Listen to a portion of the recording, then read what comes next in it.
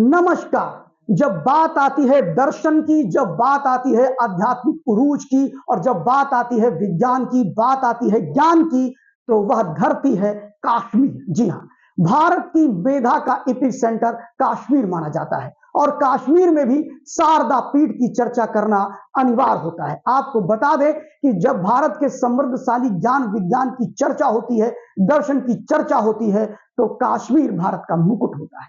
और उसी कश्मीर जिसको आज कट गया पाकत के कश्मीर, वहां पर कभी शारदा पीठ हुआ करता था। आज भी उसके भग्नावशेष वहां दिखाई पड़ते हैं।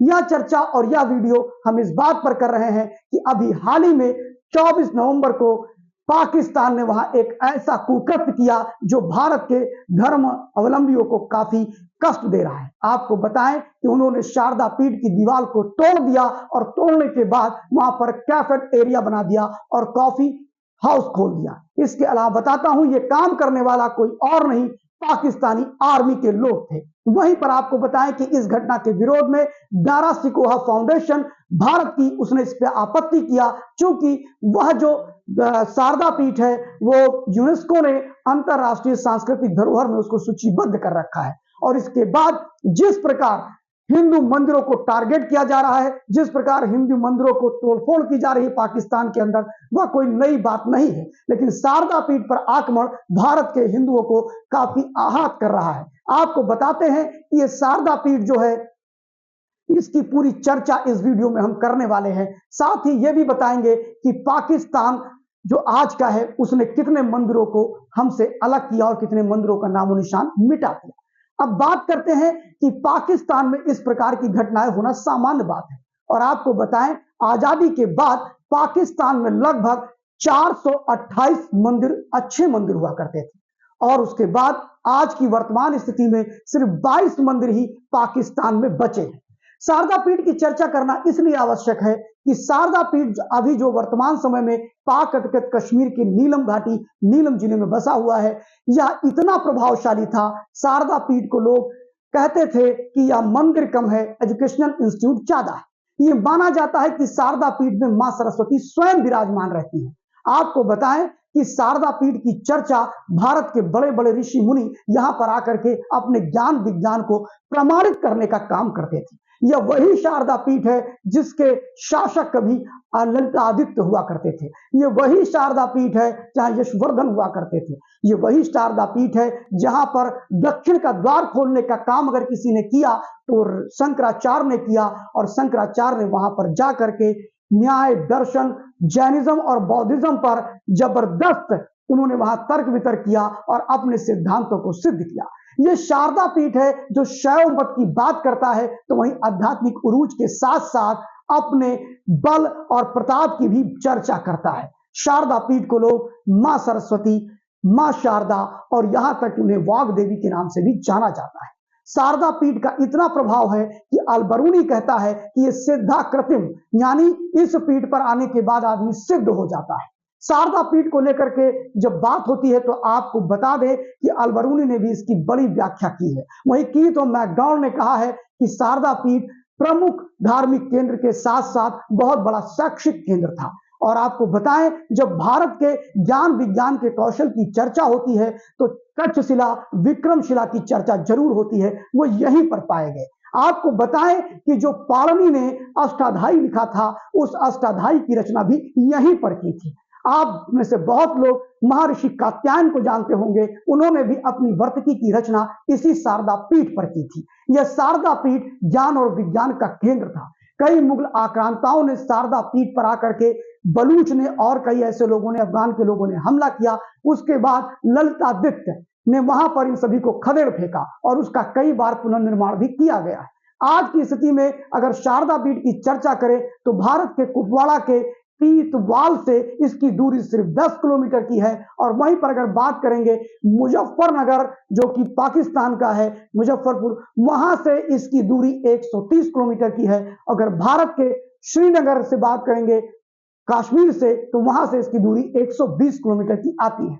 शारदा पीठ भारत के लिए इसलिए भी महत्वपूर्ण है कि शारदा पीठ ने ज्ञान विज्ञान और दर्शन में वो सारे मापदंड खड़े कर दिए, अनेक कवि पैदा कर दिए, अनेक इतिहासकार पैदा कर दिए। यह वही शारदा पीठ है जहां रजत रंगड़ी ने लिखा है कि शारदा पीठ के लोग शस्त्रों से नहीं डरते हैं। यानी कई मुगल आक्रांता आए, कई लोग आए, लेकिन शारदा पीठ को विजय प्राप्त करना उनके लिए नामुमकिन था।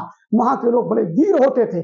आपको बताएं कि उन्हीं में से एक राजा हुए ललितादित्य, जिनका राज्य जिस समय यहां मुगल आक्रमण कर रहा था सिंध की तरफ से, उसी समय शारदा पीठ का ये शासक यानी कश्मीर का ये शासक ललितादित्य ये आपके तुर्कमेनिस्तान तक पहुंच रहे थे। वहीं बीजिंग, जो कि आज कल पहले का पीकिंग हुआ करता था, वहां पर कब्जा कर लिया उन्होंने और एक बड़ा साम्राज्य स्थापित किया था। और इसीलिए रजत रंगड़ी को लिखने वाले कल्हड़ ने कहा, जो बहुत बड़े कवि थे, कि जो कश्मीर की धरती है, जो मां शारदा की धरती है, शारदम प्रदेश है, जिसको कश्मीर को पहले शारदम प्रदेश कहा जाता था, आज उसका नाम कश्मीर हो गया। महर्षि कश्यप ने वहां तपस्या की। ऐसे अनेक ऋषियों ने तप करने के लिए, जप करने के लिए, अपने सिद्धांत को प्रमाणित करने के लिए उन्हें तक्षशिला, विक्रमशिला और इस शारदा पीठ पे आना पड़ता था। शारदा पीठ इसलिए भी हिंदुओं के लिए बहुत महत्वपूर्ण है क्योंकि शारदा पीठ में मां सती के दाएं बाम दाहिने हाथ के गिरने की भी चर्चा है। इसलिए पीठ बड़ा ही पवित्र माना जाता है, 51 शक्तिपीठों में भी कहा जाता है। शारदा पीठ की इस दुर्दशा को देख करके भारत का प्रत्येक व्यक्ति अंतर मन से बड़ा उद्दलित है।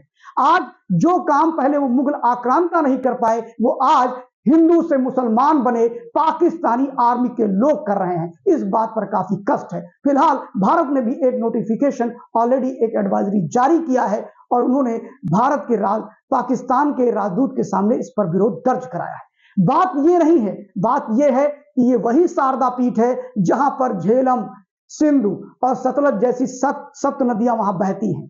कहा जाता है वेदों में भी सिंधु का वर्णन है। और आपको बताएं कि ऐसे अनेक चीजें थी जो पाकिस्तान में चली गई, जिनको वहां पर उन्होंने नष्ट करना प्रारंभ कर दिया।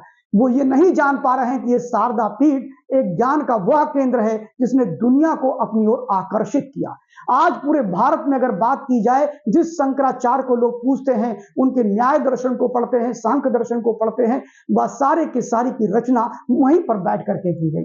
शारदा पीठ में भारत के दुनिया भर के विद्वान अपने आप को सिद्ध करने के लिए आते थे। आज जब उस शारदा पीठ पर पाकिस्तानी आर्मी ने जिस प्रकार का प्रहार किया है, उससे भारत का एक एक व्यक्ति उद्दलित है। शारदा पीठ भारत का केंद्र बिंदु है। 22 मार्च 2022 को इस देश के गृह मंत्री अमित शाह ने कहा कि हम शारदा पीठ, जैसे कि हमने करतारपुर कॉरिडोर बनाया सिखों के लिए, ऐसे ही वो पाकिस्तान से बात करके कुपवाड़ा से, तीतवाल से इसका भी रास्ता बनाना चाहते हैं, जिसकी दूरी 10 किलोमीटर है। अभी बहुत से लोग वहां जाते हैं जिसके लिए वीजा लेना पड़ता है।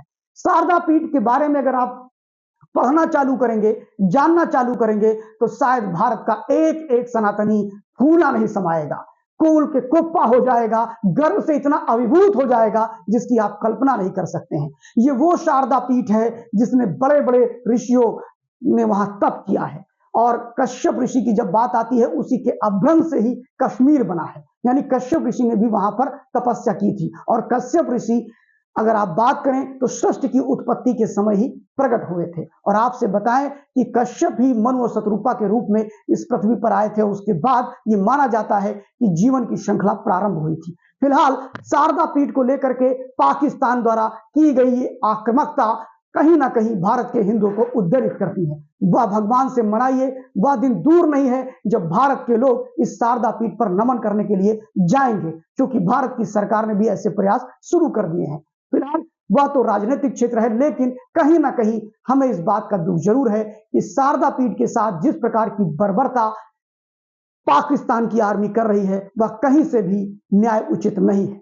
और हम ये कहना चाहेंगे कि शारदा पीठ को लेकर के अभी बहुत से ऐसे और भी वीडियोस हम आपके सामने लेकर के आएंगे जो शारदा पीठ भारत का ज्ञान का केंद्र रही है। ऐसे ही और वीडियो देखने के लिए जुड़े रहिए हमारे साथ। मैं शिव द्विवेदी आपको ऐसे ही नए नए वीडियो लाता रहूंगा और जल्द ही आपके सामने हम ऐसे महान वीर विजेताओं के भी नाम बताएंगे कश्मीर के, जिन्होंने दुनिया में अपना आधिपत्य स्थापित किया। लगभग पूरे अरब, मध्य एशिया और चीन तक उनकी सीमाएं फैली थी।